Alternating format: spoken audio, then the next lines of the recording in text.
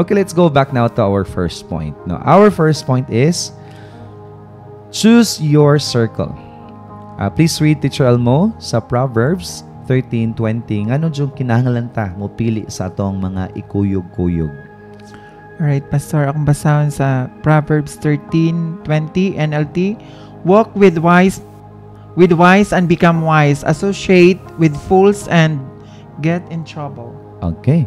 So, ingon diri mga igsoon, walk with wise and become wise. So, kung gisay mong kuyog-kuyog, kung imong kuyog-kuyog mga maalamon, so mahimo po kang maalamon. Kung matigkuyog-kuyog po ka mga igsoon og mga buang-buang, mahimo po kang buang-buang. Your friends really defines who you are. The kind of people that you always, I'm not saying mga igsoon nga, pag matigkoy kanya rong adlaw, maliwat din kanya, it's by constant being with that person. Ma-influence ka sa iyang decision making, ma-influence ka sa iyang mga emotions, ma-influence ka how he thinks, mga igsoon. It's because kung kinsay mong kuyog-kuyog, mo gyud na siya kanang mamahimo nga maliwat ka anak nila. Sama ra gud sa mga teachers, ang mga kuyog sa mga teachers ra pod. Ang mga kuyog sa mga nurses ra pod. Ang mga kuyog sa mga engineers, kasagaran mga engineers pod. Because lisod kay mga igsoon nga matigkuyog ka sa mga tawo nga dili ka relate nimo. Amen. Amen. So like kuyog sa tawo nga di ka relate, diba? Boring kay na, no? So like kuyog sa tawo mga igsoon nga dili nimo the same of level of understanding. Ug di nimo level when it comes to vision, mga panglantawon sa kinabuhi, mga pagtuo, mga igsoon, di ba, maboard kaming ka nga di ko ganana ni niya.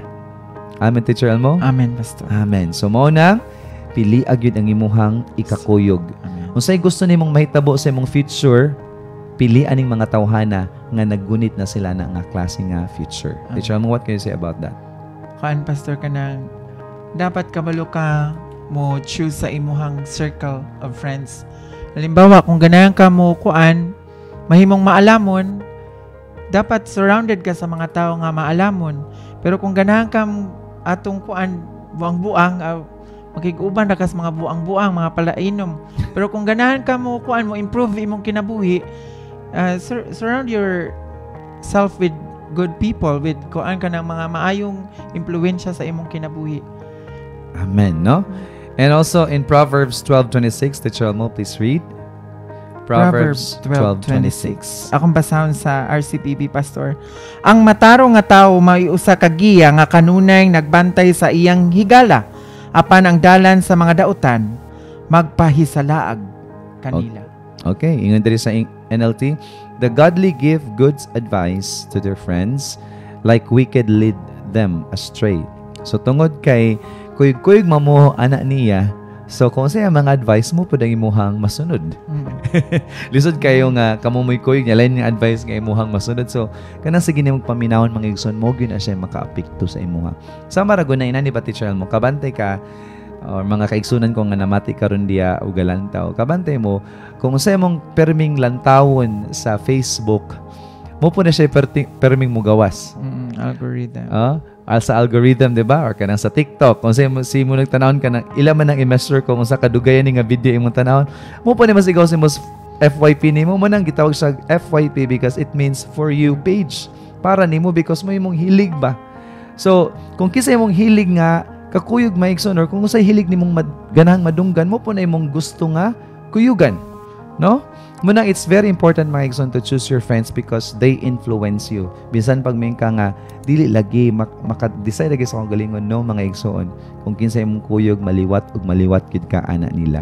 Proverbs 27:17, Teacher Elmo. Hallelujah. Ang tao makakaton og gikan sa laing tao.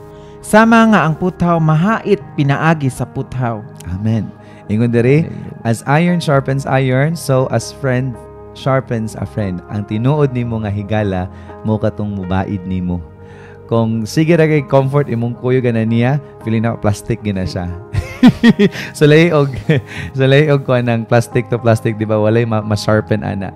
Pero ang iron og iron maigsoon na gyud na siya ma-sharpen. So kung makita nimo nga na kay mga amigo, mga higala nga sa matag karon og unya na kinakatunan nila bisan pa man sa time nga namoy mga conflicts, these are your real friends.